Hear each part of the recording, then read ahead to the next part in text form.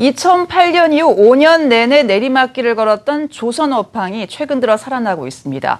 본격적인 상승 국면에 접어든 건지 먼저 화면으로 보시겠습니다.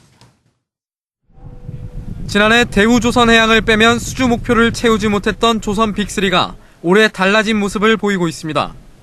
현대중공업은 올해 238억 달러 수주를 목표로 하고 있습니다. 3분기까지 195억 9천만 달러를 수주해 목표량의 83%를 채웠습니다. 앞으로 연말까지 플랜트 부문에서 계약이 차질 없이 진행되고 이전에 선사가 발주했던 것과 같은 선박을 다시 수주하기로 한 옵션 계약도 4분기에 이뤄질 전망입니다. 올해 목표를 130억 달러로 잡은 삼성중공업과 대우조선해양은 현재까지 수주액 100억 달러를 넘어섰습니다. 삼성중공업은 90%, 대우조선해양은 77%까지 목표 수주량을 채웠습니다. 조선 3사 관계자들은 모두 올해 수주 목표를 무난히 달성할 것으로 예상하고 있습니다. 이와 함께 조선사들의 수익성을 결정하는 성과가 더 이상 떨어지지 않는 것도 조선 업황이 바닥을 찍었다는 분석에 힘을 싣고 있습니다. 지난 2008년부터 꾸준히 떨어진 성과는 올해 3월 이후 중형 탱커와 케이프 사이즈 벌커, 대형 컨테이너 선 부문에서 소폭 상승세를 보이고 있습니다. 지난해부터 126선을 유지하고 있는 클락슨 신조선가 지수는 올해 9월 129포인트로 올랐습니다. 대형 조선사들의 신규 수주가 올해 수주 목표는 물론 연매출까지 넘어설 것이라는 전망도 나오고 있습니다. 일단 현대중공업과 삼성중공업, 대우조선해양 등 이른바 빅3는 확연히 좋아지고 있습니다. 신인규 기자 나와 있습니다. 이 조선업은 우리 산업에서 차지하는 비중이 큰데요. 최근 한 5년 동안 계속 좋지 않은 소식밖에 들리지 않았어요. 예, 그렇습니다. 이 세계 경기와 가장 민감하게 연동되는 부분인 조선은 지난 2008년 리만 브러더스 사태 이후 미국과 유럽의 이딴 금융위기 때문에 최근 5년간 내리막길을 걸어왔습니다. 세계 경기가 어려워지면서 무역이 줄어들기 시작했고 자연히 새로운 선박을 발주하는 물량도 줄어들면서 조선업 전체가 큰 타격을 받은 겁니다. 특히 우리나라 조선기업 수주량의 대부분을 차지했던 유럽의 경기가 어려워지면서 이 유럽에서 선박금융을 통해 새로 선박을 만들기가 점점 힘들어진 영향이 컸습니다. 클락슨 신조선가 지수라는 것이 있는데요. 1988년 1월의 성과를 100으로 기준하고 새로 만들어지는 선박의 가격이 어떻게 변하고 있는지를 나타내는 지수인데 이 지수를 살펴보면 리먼 사태가 일어나기 직전인 2008년 8월 190선까지 올라갔다가 그 이후에 곤두박질을 치기 시작했습니다. 올해 상반기까지 120포인트 후반대로 추락한 모습인데요. 지난해는 우리 조선 기업들이 대부분 수주 목표도 다 못 채울 만큼 어려운 시기를 보냈습니다. 네. 일단 앞서 본 화면에서 빅3는 올해 수주가 괜찮다, 올해 목표를 다 상회할 것 같다 이런 내용이었는데 이 큰 회사들만 좋아진다고 해서 업황 전체가 좋아지는 것은 아니지 않습니까? 어떤가요? 그렇습니다. 물론 가장 뚜렷한 흐름은 이 조선 빅3에서 나타나는 것이 사실이지만 이 빅3 외에 중견 조선사 가운데 하나인 성동조선해양을 보면 추석부터 수주 행진을 이어가고 있는 모습이 확인이 되고 있습니다. 그렇다고 해서 올해 국내 모든 조선사가 다 살아났다고 보기는 어렵기는 합니다. STX 조선해양 같이 아예 올해 수주 목표를 공개하지 않는 경우도 있고요. 참고로 STX 조선해양은 3분기까지 38척, 11억 2,800만 달러, 700만 달러 규모의 수주를 했는데 지난해 같은 기간에는 80척, 43억 3천억 규모의 수주를 한 것으로 조사됐습니다. 이것은 지난해는 STX OSV, STX 조선해양의 자회사가 매각되기 전이라서 이 수주 실적이 따로 잡혀서 올해의 수주 실적과 차이가 있어 보이는 것으로 분석이 됩니다. 또 그동안 STX 그룹 리스크가 있어서 업황 문제가 아니라 이 법정 관리 같은 내부 사정 때문에 어려웠던 면도 있었고요. 하지만 단순히 조선사들의 실적을 하나하나 보는 것뿐 아니라 조선시황이 해운시황과 맞물려 간다는 점을 생각을 했을 때 해운시황을 보면 업황이 살아나는 흐름이 보이고 있습니다. 이 벌크선 운임지수 BDI라는 것이 있습니다.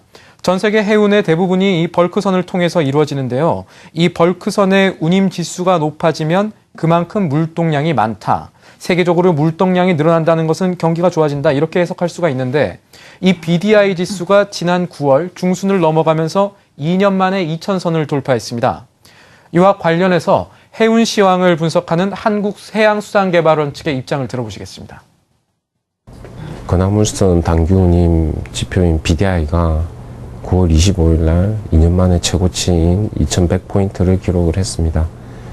이렇게 운임지표가 상승한 것은 중국의 철강석 수입 물동량이 견조하게 꾸준히 증가해 왔던 것이 주요 요인이라고 생각이 듭니다. 올해 상반기에 전반적으로 시황이 저점을 확인을 하는 과정을 거치고 지금은 개선되는 방향으로 가고 있다고 판단이 듭니다. 특히 지금 8월, 9월 달에 케이프 시장이 화랑을 보였던 것은 원거리 항로인 브라질 철광석 수출 물동량이 시장에 많이 유입된 것이 주요 원인이라고 생각이 듭니다. 올해 4분기에는 아주 양호한 실적을 보일 것이라고 전망이 됩니다. 다만 내년 이후에는 최근 2007년 이후 5년간 물동량 공급에 비해서 선박량 공급이 40% 이상 많았습니다. 이런 누적된 공급 압박이 본격적인 시황 회복으로는 전환하는데 걸림돌로 작용할 것이라고 우려됩니다. 특히 내년 1분기는 계절적 비수기에다 남반구에 기상재해가 우려되고 있습니다. 따라서 운임 하락 압력이 많을 것이라고 생각이 듭니다. 다만 내년 1분기 이후에 지금과 같은 시황을 보여준다 그러면 우리나라 해운 물류기업이 실적이 호전되는 데 큰 도움이 될 것이라고 생각이 듭니다. 저점을 확인한 것은 공감대가 형성된 사실인 것 같습니다. 일단 빅3뿐만 아니라 중견 회사들도 다 좋아지고 있다. 그런 얘기군요. 그렇다면 조선업황 바닥을 다지고 확실하게 올라가는 겁니까? 이 또 다른 불안한 변수, 부정적인 변수는 없나요?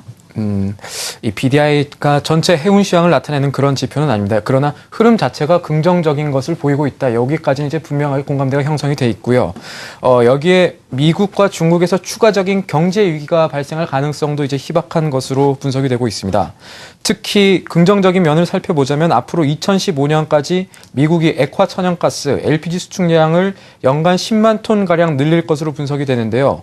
이 LPG 생산량 증가와 운송 기간 단축이 아시아 국가들의 미국산 LPG 수요를 높일 것이고 그렇게 되면은 LPG 선박 수요가 크게 늘어날 것이라는 전망도 나오고 있는 상황입니다. 전체 조선 경기가 바닥을 찍었다고 봤을 때 본격적인 상승 국면으로 가기 위한 결정적인 동력 어디서 찾을 수 있을까요? 네, 앞서 말씀드린 대로 우리 조선사들은 대부분의 수주를 유럽에서 하고 있습니다. 그렇다면 이 유럽 지역의 경기 회복이 바닥을 찍은 해운과 조선 경기가 얼마만큼 올라갈지 나타내는 이 어떤 바로미터가 된다고 할 수 있겠습니다. 다시 말하면 유럽 경제 회복이 곧 조선업계의 호황과 직결된다고 하겠습니다. 이 관련해서 인터뷰 살펴보겠습니다. 중국에서의 어떤 그 철강석 수요가 급격하게 늘어나고 있기 때문에 그렇습니다. 중국의 철강석 수요가 이제 전 세계적으로 약 70% 정도 차지하고 있기 때문에 그 중국의 어떤 수요 증가는 해운 시장, 특히 케이프 사이즈 시장에서 직접적인 영향을 주고 있습니다.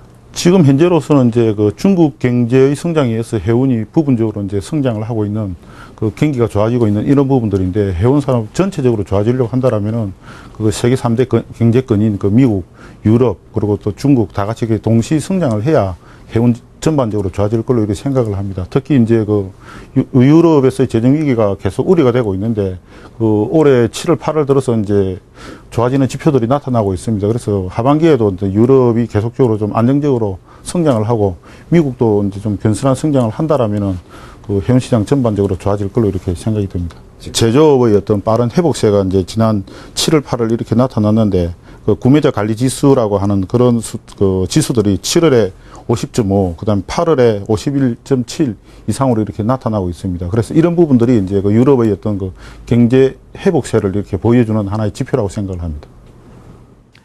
그래서 그런지 증권가에서도 부쩍 조선 회사들의 전망을 밝게 보더라고요. 맞습니까? 네, 그렇습니다. 최근 리포트를 살펴보면 그런 경향이 분명하다 이렇게 볼 수가 있겠고요.